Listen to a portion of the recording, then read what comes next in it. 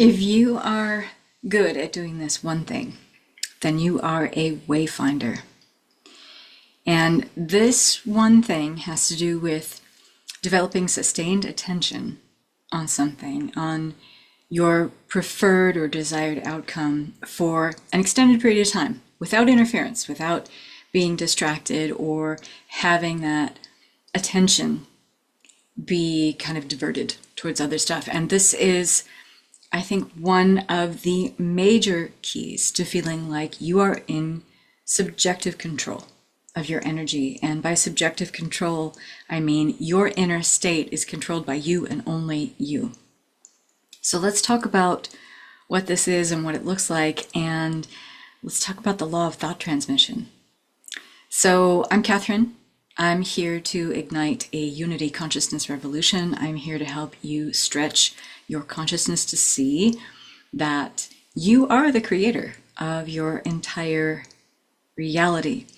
And I work with people who can get on board with that idea, or at least can accept the possibility that they might be 100% the creator of their own reality. And if you like this content, and if you like this particular topic and you want to know more about it and hear more about it, then please considering liking and subscribing to this channel. Thanks a lot.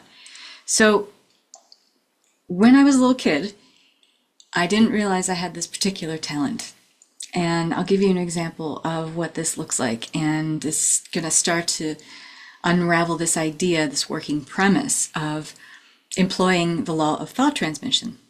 So when I was a little kid, I absolutely loved ice cream, particularly French custard. And if you don't know what French custard is, man, are you missing out. But also, it is a very high butterfat content ice cream, soft serve.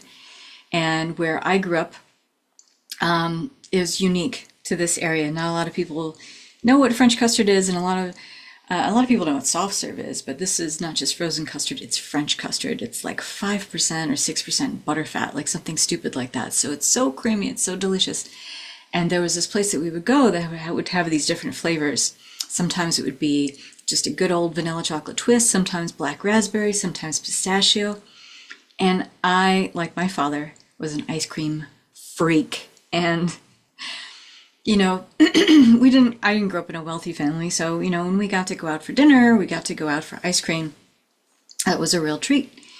And I would do this thing where I would sit quietly, and I was a very quiet child, so sitting quietly was not a stretch for me. I would sit quietly, I would close my eyes, and I would think about what it would be like to go to the ice cream shop. I could see the flavors that were listed on the ice cream shop. I could see what I was wearing, the shorts that I was wearing, the sneakers that I was wearing, my favorite socks. I could see myself standing in line, and I was looking out from the eyes of that version of me that was getting the ice cream. So I was in the first person. And I could see myself going up to the counter and ordering and handing over my money, and the lady taking my money and then going and fixing up my delicious soft serve ice cream. And I could smell it. I could smell, just standing in the order window, smell what it smelled like in there. Lots of dairy. And then I could see her picking up the ice cream cone and then filling it with the French custard. And then I could feel it in my hand. I could grab it and then taste it. I could feel the cold as it hit my lips. I could taste the flavor. Let's say it was pistachio. It's like I could taste it. And I had this, vision and this imaginal act, and it would take, I don't know, maybe 30, 40 seconds. And then I would imagine being there with my dad and looking over at my dad and seeing like, we'd make eye contact and be like, this is what it's all about right here. This is it. This is the shit right here. This delicious ice cream. I'm so glad we came. And then I would imagine like having a conversation with my dad about how good the ice cream was, and and then he would be telling me about something that would happen in his day, or I'd tell him about something that was happening in my day. And so it was just like, it happened. It was just like in my mind, it was already a foregone conclusion. This already happened. I was always already reviewing it like it had happened, like it was something that has already come to pass. And what I didn't realize that I was doing at that time was not only creating my reality and being very deliberate and intentional with it, I didn't realize that I was powerfully creating this imaginal scene that was allowing me to go into the feeling of, oh my God, it's here, it's happening, and I'm having all the sensations and all the feelings which supply themselves, if the imaginal act is very good, of me being in this situation, me being in this particular moment in time where my desire, my preferred experience is here, it's now, it's part of my reality, it's already done, of course it is, it's right here, I'm tasting the ice cream, I'm holding it in my hand, I'm watching it drip down the side of my hand. I felt, myself going into my pocket and getting the money and handing it over to the lady. I remember her smiling at me as she saw this like big shit-eating grin on my face as I was getting my ice cream cone. And I didn't realize at the time that not only, would I use it for things like that, but as I got older, I realized that I could do other things, that I could have whole conversations in my head with people. And never in a way where it felt manipulative or controlling, but rather, if I want to see this happen, what kind of conversation would I be having with this person if I'm having this experience or scenario with someone else? Or, what kind of thing would already be done or already be happening as a result of this thing that I want coming true? And when much later on, I realized that I could employ this in my practice as an entrepreneur. And I could use it to, let's just say someone wants to work with me and they're telling me the challenge or issue they're facing. I could use this to go into in my mind, close my eyes and go into this imaginal act of seeing this person, having a conversation with this person and saying, oh, I'm so glad that worked out for you. I'm so glad that could help you. I'm so glad you employed these things and started plugging them into your life and then seeing these results, these beneficial outcomes that you'd been wanting for a long time. Isn't it wonderful? And what a relief now that you're having these wonderful, desirable experiences happen. And the level of acceptance from the person that I'm talking to in my mind in this imaginal scene is just like, it's easy, it's natural to them. And it's not even that they're super excited or over the moon about it, not really. It's just that it's so, it's like, oh my God, once I realized I could do this, this, and that, then this just is happening in my life. And it's just natural for me to do this in my business, to have this kind of client, to be making this kind of money, to be living in this desirable place in the world.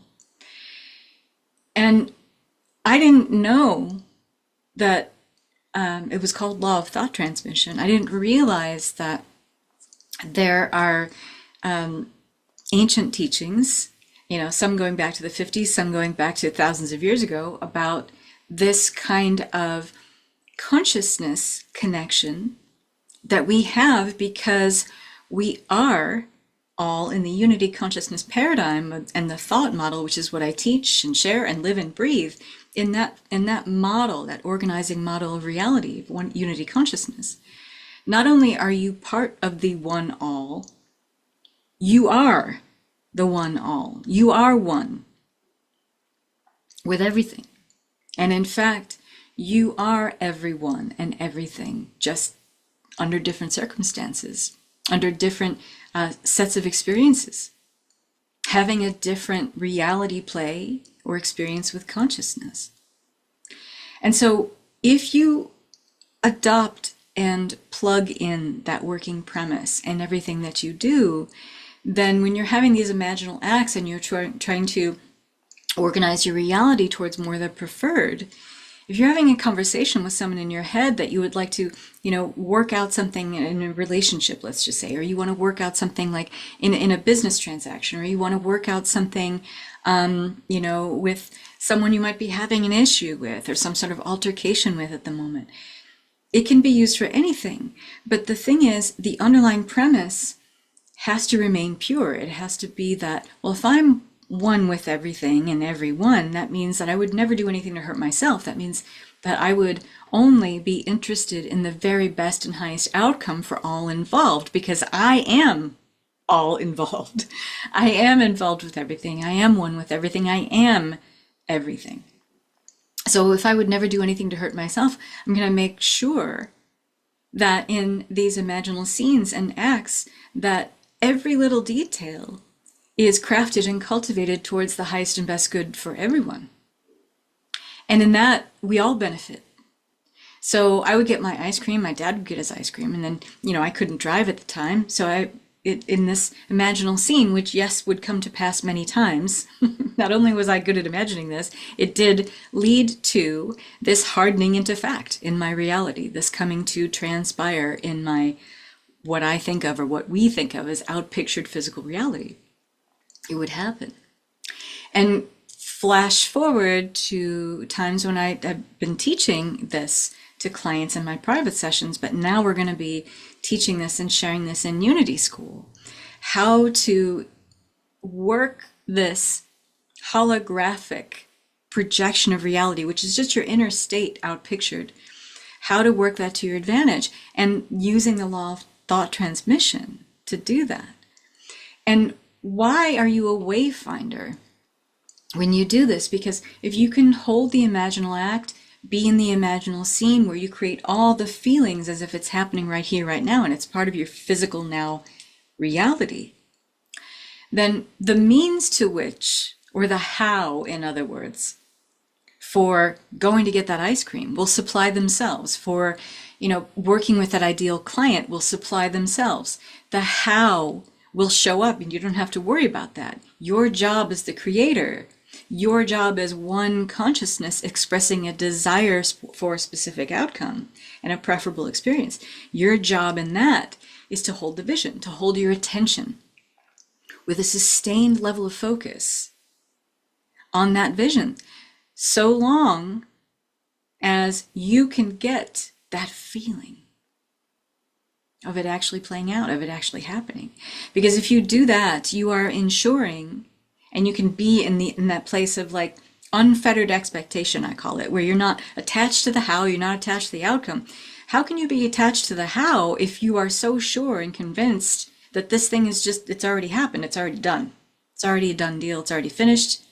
You're not going to be attached to the how, you're not going to be concerned with the means, because you are so much in this place of expectation, of unfettered expectation. You're like, it's already done, there's nothing I have to do. And the energy of this simulation that we're living in will take care of the rest.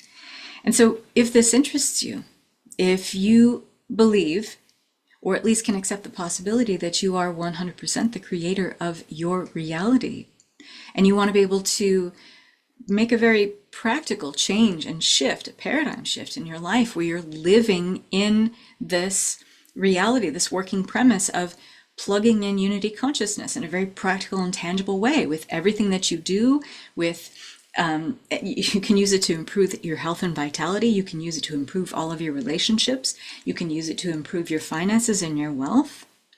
The big three, I call it. And so this is what we're doing in Unity School. And a little bonus on that is that you can join Unity School, and you can join anytime. It's a monthly membership, private community on the school platform.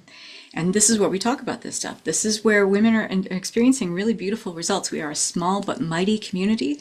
And just a couple months in, and I'm starting to see, and the women in here are starting to experience wonderful results with these premises, these working premises that I'm putting forth. And if you want to accelerate that, I am reopening my coherence program, which is like the next tier level up in taking all the stuff that I'm sharing in Unity School and kind of fast tracking it, being able to take this stuff and move it to the next level, so that not only are you getting the support in Unity School, but when you join coherence program, you're going to get 4 months of Unity School free. It's normally 2 months free when you join coherence program, which is an 8-week program. But you're going to be able to have these two experiences of Unity School and coherence program play off of each other, because we're talking about the same stuff, and it's only going to get you on the fast track of seeing beautiful accelerated results with what you are trying to manifest and what you want to have be your preferred and desired experience. So I'm going to put that out to you, and I'm going to put the links down below so that you can see what coherence offers. And when you join, there is a payment plan option. And just until November 8th, so that's this Friday of 2024, you're going to have the opportunity to get 4 months free of Unity School when you join coherence program, either at the full price or the payment plan option. And it's normally, you just get 2 months of Unity School with that. So you are not only going to be able to get amazing results and benefits from plugging these working premises into your life right now in very practical, easy, tangible, hands-on ways, you're going to get 4 months of support in order to do that, even after the coherence program finishes up. So if this speaks to you and this has found you in a place where it gives you a lot of inspiration and a lot of drive, you have to be willing to believe, or at least accept the possibility, that you are the creator of your reality. Otherwise, this stuff doesn't work, and it will only give you random results at best, or you'll have non-existent results. So that means, well, I'm the creator, but up until a point, no. It is, you believe 100% of the time you are the creator of your reality. That when you want to shift and you see things in the way, that's not stuff that's coming from other sources to mess you up. Those things are there for your growth. They are there to help your growth. They are showing up because you're asking for growth. And in that sense, there is no shadow. In that sense, there are no challenges, no problems. There are just ways of seeing what might be the reason for these things coming up, impeding my progress, that are actually showing me there's a whole heap of expansion beyond this place. And when you start looking at your life that way, you start looking at problems that way, everything shifts, sometimes overnight. So there's my offer to you. I hope this message and video has found you well. If you found something interesting and notable about the things talked about in this video, I'd love to know in the comments down below.